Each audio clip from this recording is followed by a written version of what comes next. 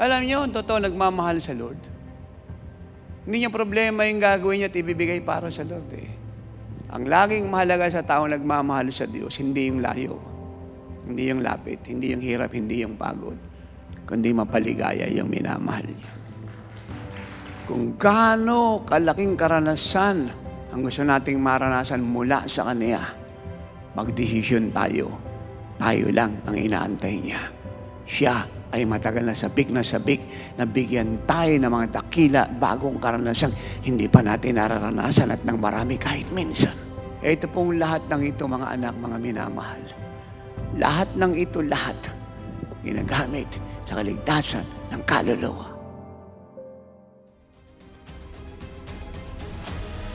And this gospel of the kingdom will be preached in all the world as a witness to all the nations. Today is the day of your salvation.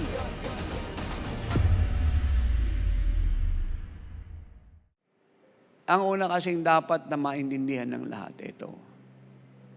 Maganda man ang nangyayari sa buhay mo o pangit, ang unang-unang mong tungkulin is to guard your heart. Check your heart. Parang sasakyan yan eh, kahit bago yan, mamahalin. If you will not check your brake, may possibility na pag tumatakbo ka na sa highway, baka mag-malfunction yung brake at maging daan niya ng tragedy mo o road accident. Kaya ang Bible very firm dyan eh. Isa rin yan ang Proverbs 4:23, ang sabi ron, guard your heart. Yung salitang guard, ang ibig sabihin doon parang kang security guard. Nagbabantay sa isang vicinity 24/7. Yan ang ibig sabihin, guard your heart. Bantayan mo yung puso mo 24/7. Amen. Especially yung nagaganap para sa iyo hindi maganda. Ako nagaganap lang sa iyo mabuti, lalo mong bantayan. Kasi baka maging proud ka, maging arrogant ka. Pag buo kasi yung puso mo sa Lord, pagpapakita yung pag-ibig mo, original. Hindi synthetic. Kaya napakaganda ang pag-ibig mo sa Lord, buo. Kasi pag buo na, wala nang puwang pa yung bagay na maliit man siya, napipinsala sa iyo. Kasi pag may reservation ka, dangerous yun. Actually, hindi mo pwedeng tawaging surrender ang isang bagay pag may reservation ka. Ang surrender sa Bible, no reservation, no retreat, no regret, no reputation. Yan ang totoong surrender. Kaya nga, minumungkahin natin sa lahat na tularan ang GSI Shield. Kasi wala tayong reservation sa buhay. Kung ang Lord, walang reservation para iligtas tayo, tas tayo magre-reserve para sa Kanya. So, unfair yun. Hindi naman niya tayo hingian ng pag-ibig na hindi natin kaya. Hindi naman niya tayo utusan ng hindi natin kaya. Kung hindi natin kaya, bibigyan naman niya tayo ng kakayahan. Parang pagbibigayan. Ang sabi ng 2 Corinthians chapter 9, verse 10, siya ay nagbibigay ng buto na itatanim ng magsasaka. So, ibig sabihin, yung magsasaka, may lupa man siya, wala naman siyang butong itatanim, ang Lord nang bibigay para meron siyang maitanim. At pag meron na siyang nani, meron na siyang ibibigay. At babalik uli sa Kanya. Yan ang word kang ginamit. It will multiply back to Him. Para muli na naman siya makapagbigay at babalik na naman. Kaya lang, ang ibabalik, nagmultiply higit sa ibinigay niya. At siya rin na nagbibigay ng tinapay sa baker para makapag-bake ng tinapay, harina. Sa buhay natin, ganun din. Siya rin na nagbigay sa atin ng anointing, enablement, in-empower tayo. Binigay ng ability para magawa natin ang ginagawa natin. So without that, hindi natin kayang gawin yung ginagawa natin. Ang hinahanap niya lang sa atin yung pagkaunawa Yung ating decision na sumunod. Kaya yung pagsunod, bunga ng pag-ibig sa Lord, pagkaunawa, napaka-importante niyan. Yung pagkaunawa kung sino ang Diyos at pagkakaroon ng tamang relasyon sa Kanya, bunga ng deep intimacy everyday. Naalisin ka nun sa struggle para sumunod ng may kagalakan eh. Mabilis, tuloy-tuloy. Alam niyo, ang totoo, nagmamahal sa Lord. Hindi niya problema yung gagawin niya at ibibigay para sa Lord eh. Ang laging mahalaga sa taong nagmamahal sa Diyos, hindi yung layo, hindi yung lapit, hindi yung hirap, hindi yung pagod, kundi mapaligaya yung minamahal niya.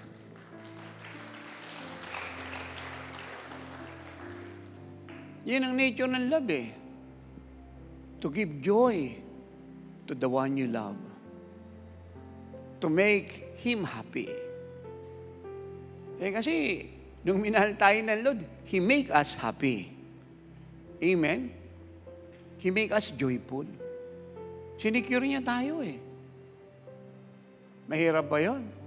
Yung totoo nagmamahal sa Diyos kay Jesus, hindi nagdadamot yan. Hindi tayo tinawag ng Lord just to bless.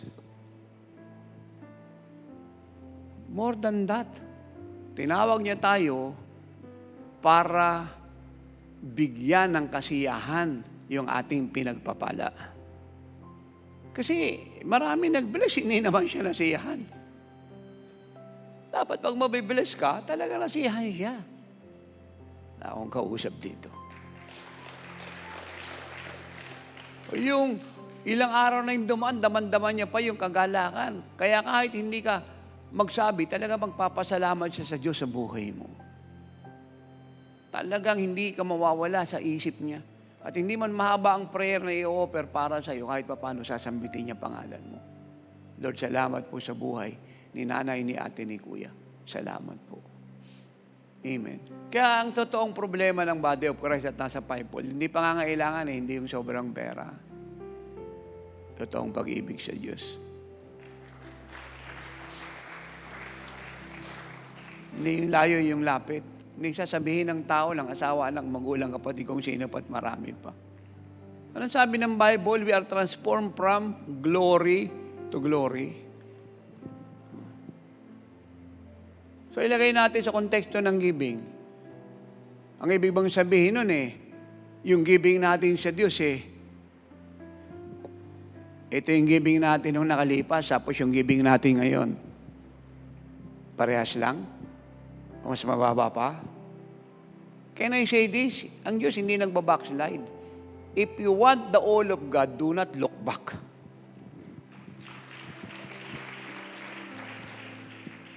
Don't do the same as usual. Tayo lang ang inaantay ng Lord na magpasya kung hanggang saan natin gustong makarating sa Kanya. Tayo lang inaantay niya. Kung gaano kalaking karanasan ang gusto nating maranasan mula sa Kanya, magdesisyon tayo. Tayo lang ang inaantay niya. Siya ay matagal na sabik na bigyan tayo ng mga dakila, bagong karanasan, hindi pa natin nararanasan at ng marami kahit minsan. Ito po ang sabi ng Lord sa lahat ng naglilingkod na may katapatan. Matthew 25, verse 23. His Lord said to him, "Well done, good and faithful servant. You have been faithful over a few things. I will make you ruler over many things. Enter into the joy of your Lord." Napakaganda oh. His Lord said to us who is faithful, "Well done, good and faithful servant. You have been faithful over a few things. I will make you ruler over many things." And not only that, Jesus said, "Enter into the joy of your Lord." Yung reward ng katapatan, ipopromote ka niya. Yung maliit mong tinatangkilik, paparamihin niya. Yung maliit mong pinapamahalaan, papalawakin niya. At may kasama pang joy. Yun po yung joy ni Jesus. Yung joy ni Jesus, hindi kayang bayaran ng bilyong pera yan. One of His kind sa langit yan na dapat ma-enjoy sa lupa ng mga tapat na anak ng Diyos. Sabi niya, enter into the joy of your Lord. Not your joy, but the joy of Jesus. Hallelujah. I love that. The joy of Jesus. Grabing reward, no? Yung joy ng Lord kasama sa reward mo. Pati expansion mo, yung enlargement mo, yung increase mo. Wala akong kausap dito. Hallelujah. Enter into the joy of your Lord. It's the joy of the Lord. Di ba nararanasan natin yan kahit pagod tayo? Pag ginawa natin ang may katapatan, yung tungkulin natin, nakakadama tayo ng joy. Whose joy is that? The joy of the Lord. Tanggal lahat ng pagod mo, grabe kagalakan mo. Because of the joy of the Lord. I said, because of the joy of the Lord. Amen. Now, listen to this. Balik tayo ng Philippians 1:3. I thank my God upon every remembrance of you, always in every prayer of mine, making request for you, all with joy, for your partnership or fellowship in the gospel from the first day until now, being confident of this very thing, that He, God, who has begun a good work in you, will complete it until the day of Jesus Christ. Always in every prayer of mine, making request for you, all with joy, for your partnership in the gospel. Alam nyo, yung salitang partnership dito, bagaman sa New King James Version po ay fellowship. Sa Greek, alam nyo, ibig sabihin ng partnership. Hanggang matapos po yung mandate. Hindi po yan prayer lang, fasting lang, bigay, magkano man binigay mo tapos tigil na. Pero hindi pa tapos ang mandate. Hindi po yan ang sinasabi ni Pablo. Yung pong partnership na yan, hanggang matapos ang mandate. Nangangailangan talaga ng sakripisyo dahil siya po'y tuloy-tuloy. So meaning to say, hanggang hindi tapos ang mandate, lahat ng kapartner at mga anak ni tatay at ni nanay hearing abroad sa buong mundo ay walang dahilan para tumigil.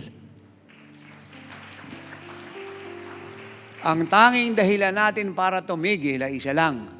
Pag ang mandate ay tapos na at ang rapture naganap na. Huwag natin kakalimutan yan.